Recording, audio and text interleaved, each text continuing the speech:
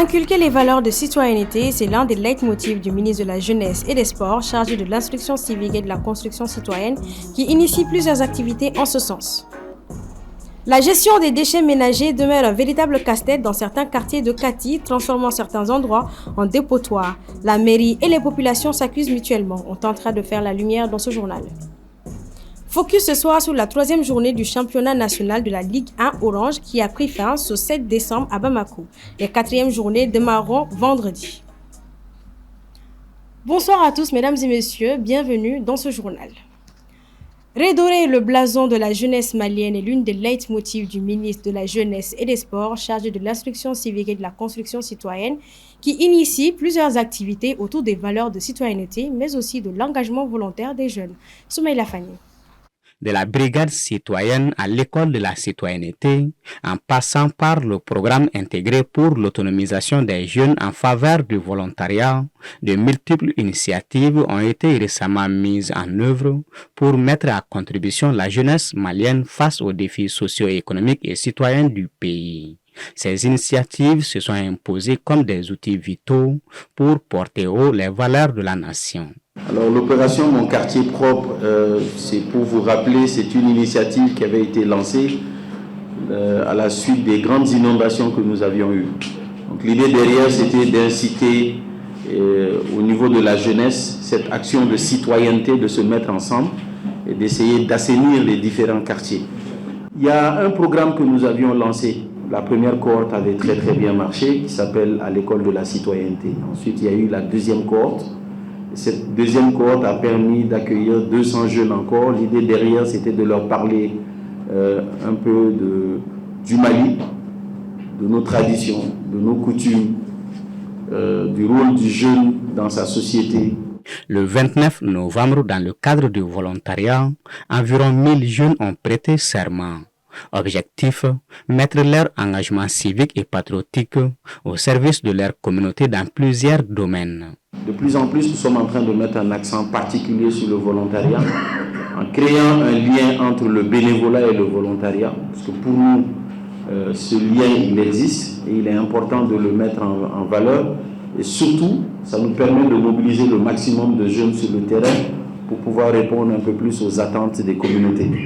Par rapport au Conseil national de la jeunesse, le porte-voix de cette frange sociale, où il faut véritablement rétablir son prestige, le ministre rassure que le renouvellement de ces instances tente vers son épilogue, précisément le 21 décembre prochain. Invité de ce journal, nous recevons Dr Hassan Dania Moumouni, coordinateur du projet communautaire de relèvement et de stabilisation du Sahel, PCRSS. Bonsoir, Dr Moumouni. Bonsoir. Merci d'avoir accepté notre invitation. C'est moi qui vous remercie. La première édition du Forum international annuel sur le développement de la région du Liptako-Gourma a été lancée hier 10 décembre. Que vit cette première édition?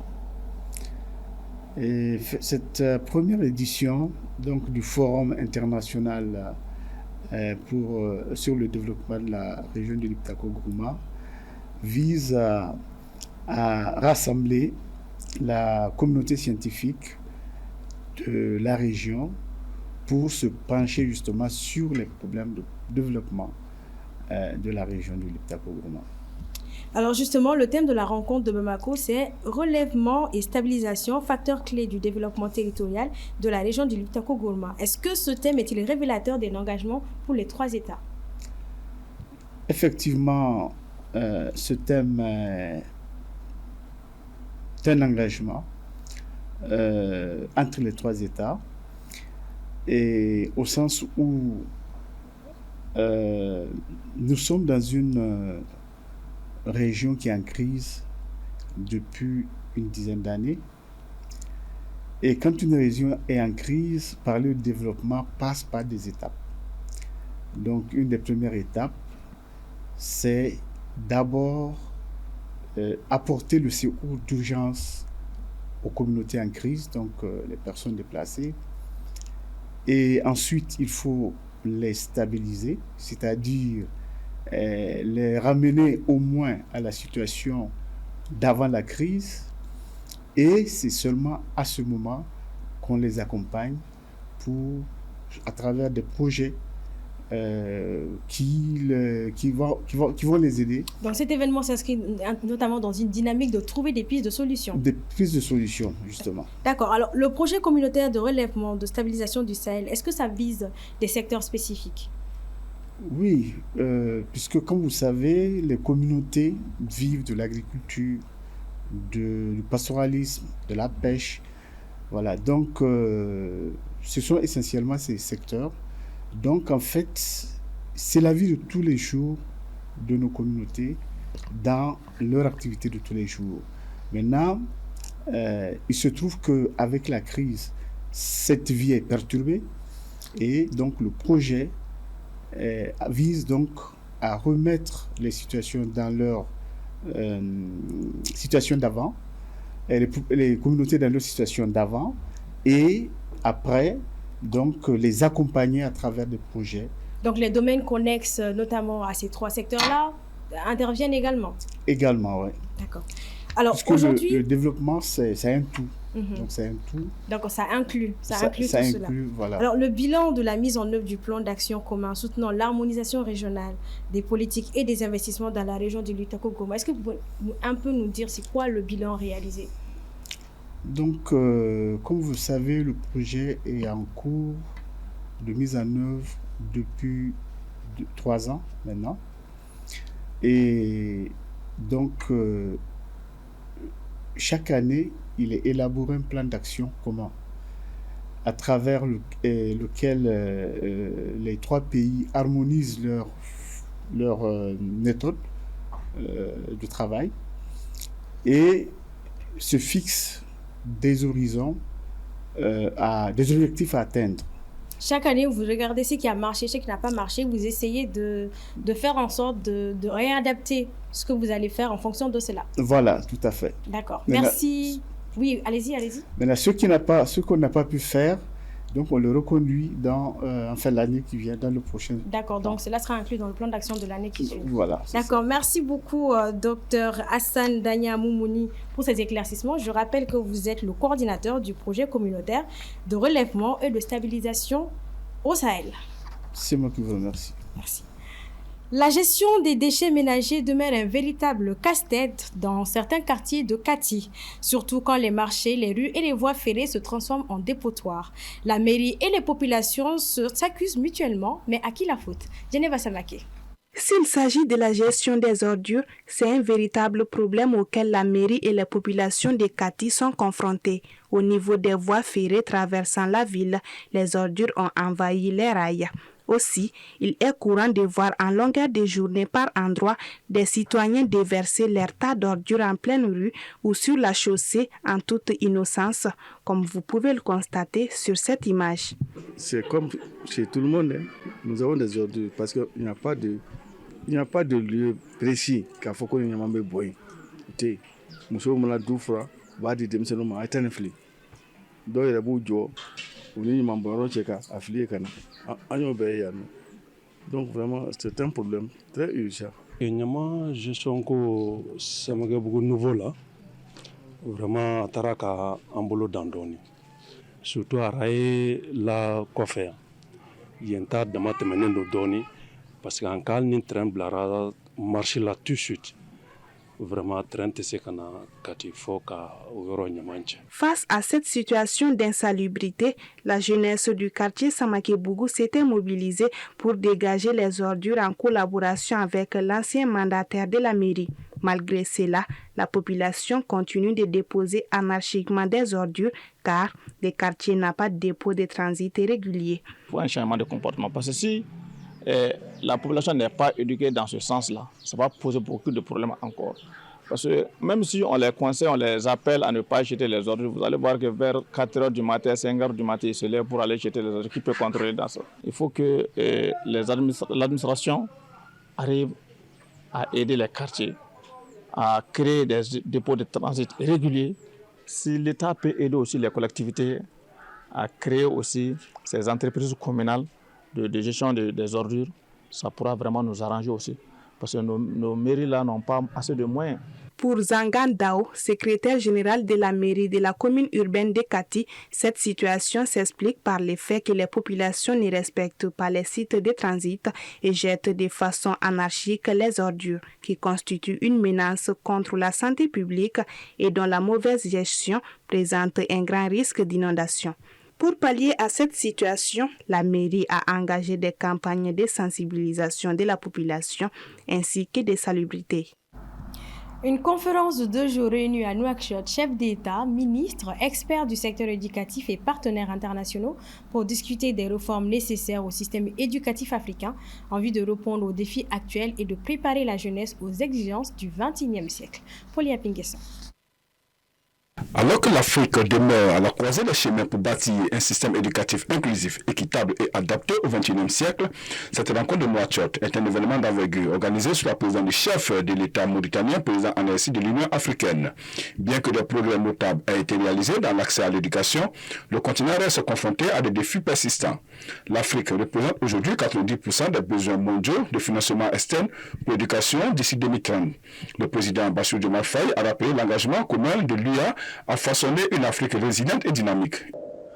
Nos jeunes qui représentent plus de 60% de notre population ne sont pas seulement l'avenir de notre continent, ils sont notre présent. Leur éducation, leur formation et leur intégration économique doivent être nos priorités absolues. Nous mobiliser pour l'éducation, c'est investir pour l'éveil des consciences, la formation aux compétences et le progrès. Mohamed Ould Cheikh El Ghazouani, président de la République islamique de la Mauritanie et président de l'Institut de l'UA, de souligner que les grandes difficultés de notre continent à relever les énormes défis auxquels il est confronté sur le plan économique, social, sécuritaire et environnemental sont dus en grande partie aux difficultés qu'il éprouve à mettre en place des systèmes éducatifs qui garantissent l'inclusion et la qualité de manière à accroître leur efficacité dans la transmission des connaissances. Le président Paul Kagame a également souligné l'importance du leadership local dans la gestion des ressources africaines. Je cite, il revient à l'Afrique de mieux gérer nos ressources, compter uniquement sur un soutien extérieur n'est pas une stratégie réaliste. Fin de citation. Selon les estimations, 40 milliards de dollars supplémentaires seront nécessaires pour atteindre l'objectif de développement durable ODD, notamment l'ODD 4 sur l'éducation de qualité et les aspirations définies dans l'agenda 2063 de l'UA. Ce mardi 10 décembre, l'état-major général des armées de France et celui du Tchad ont coordonné le retrait d'une partie des avions de chasse français. 2 des 3 Mirage stationnés à la base aérienne de N'Djamena ont décollé pour une dernière fois sous l'œil de l'ambassadeur de France et des membres du gouvernement et du chef d'état-major général des armées. Pour la suite de désengagement des autres capacités militaires françaises au Tchad, les modalités font l'objet d'une coordination avec les autorités tchadiennes, précise le communiqué de l'état-major français. L'Institut français de Bamako a accueilli hier 10 décembre 2024 une projection mémorable African Glory, un documentaire réalisé par le pianiste malien Cheikh Tidiane Seck et Thierry Bugod. Ce film captivant plonge au cœur de l'histoire africaine pour raconter la fascinante épopée d'Aboubakari II, l'empereur mandingue qui aurait traversé l'Atlantique bien avant Christophe Colomb. Ibrahim Babi y était. Il était une fois une histoire lointaine, méconnue de tous. Celui d'Aboubakari II, souverain de l'Empire du Mali au XIVe siècle, une figure légendaire dans l'histoire africaine. Fasciné par les mystères de l'océan, il aurait abdiqué en 1312 pour diriger une flotte de 2000 embarcations à la recherche de nouvelles terres au-delà de l'Atlantique.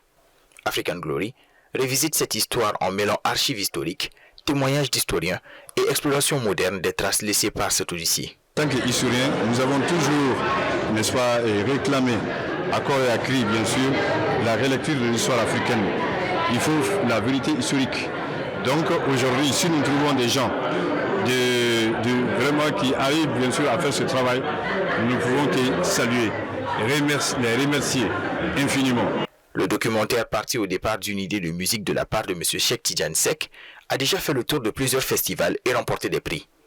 Le 23 mai, le documentaire d'1 heure était projeté à l'UNESCO à l'occasion de la Semaine africaine. Il fut aussi diffusé en prime time sur Canal+ en Afrique le dimanche 26 mai. Le film est un film, disons, docu-fiction quelque part, dans la mesure où je me suis retrouvé narrateur et aussi acteur du film. Et donc, on l'a fait juste pour anoblir notre passé et dire que nous ne sommes pas justement que des descendants d'esclaves. Nous, on n'est même pas des descendants d'esclaves de toute façon. On est les fils des grands empires, les grands empires. L'empire Mandingue, l'empire Songhai, etc., etc. La projection s'est conclue par une série de débats et de discussions enrichissantes au cours desquels les spectateurs ont salué l'importance des films comme African Glory pour donner une voix et une visibilité aux héros oubliés de l'Afrique. Déjà, nous avons accepté d'accompagner ce projet parce que c'est un projet qui met en valeur la culture africaine dans un premier temps et la culture du Mandé plus précisément.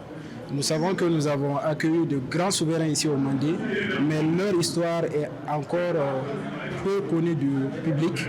Donc, de ce fait, nous avons tenu vraiment à accompagner ce projet. Entre fiction et réalité, le documentaire de Cheikh Tidiane Seck et de son équipe redonne à l'Empire Mandingue sa juste place dans l'histoire. Seul d'un empire puissant en expansion, riche d'un point de vue économique, culturel et scientifique. En sport, le championnat national se poursuivra avec le démarrage de la 4e journée ce vendredi 13 décembre 2024. Focus sur la 3e journée qui a pris fin le 7 décembre dernier, un élément signé Assitoumani Koulibaly. Cette 3e journée a surtout été marquée par des victoires. Vendredi 6 décembre, US Bougouba s'est imposé face à l'AS Police sur le score de 2-0. L'AS Korofina de son côté a également battu le FC Diara 1-0. Match nul pour le Binga FC qui était aux prises avec l'US Bougouni. L'AS Real s'est imposé durant cette journée du championnat en battant le 11 créateurs sur un score de 2-0. L'USFAS s'impose face aux étoilés du Mandé avec le plus petit des scores, 1-0. Une équipe de créateurs de Nyarela qui est en train d'entamer ce championnat national avec beaucoup de force. Au même titre que l'équipe de Bougouba aussi qui a fait sensation aussi en s'imposant dans cette 3e journée. C'est une équipe aussi qui a 7 points. L'Espace aussi vient en 3e position. Une équipe militaire qui a eu à s'imposer sur l'équipe des Étoiles du Mandé. L'Étoile du Mandé, si vous ne le savez pas, est un néophyte dans ce championnat national de football de première division du Mali, au même titre que FC Diara. Donc quand on ramasse tout ça, on va dire tout simplement que les 3 meilleurs clubs qui ont donné du tempo à leur prestation restent les créateurs de Nyarela, Bougouba et l'Union sportive des forces armées et sécurité du Mali, l'espace qui occupe vraiment les trous de tête de ce championnat après 3 journées. Depuis le début du tournoi, la performance de l'AS Real n'est pas au beau fixe, selon notre analyste. Quand on prend ce championnat, on va voir vraiment les dégringolades de l'AS Real de Bamako qui entame très mal ce championnat. Une équipe de Real qui a joué déjà 2 matchs sans marquer le moindre but, qui a un match, le match qu'il devrait jouer contre le Stade Malien de Bamako. Il faut noter que dans le cadre de cette 3e journée, 2 matchs ont été reportés à une date ultérieure. Il s'agit notamment de celui de l'AFE face au Stade malien, ainsi que celui du Djoliba AC contre l'AS Bakaridjan. Le Stade malien, pour l'heure, n'a disputé aucun match de championnat national de Ligue 1 Orange. Le club représente actuellement le Mali à la Coupe CAF. L'équipe devrait rattraper ses matchs après la dite compétition. C'est tout pour ce journal. Merci de l'avoir suivi. Excellente soirée en compagnie de nos programmes.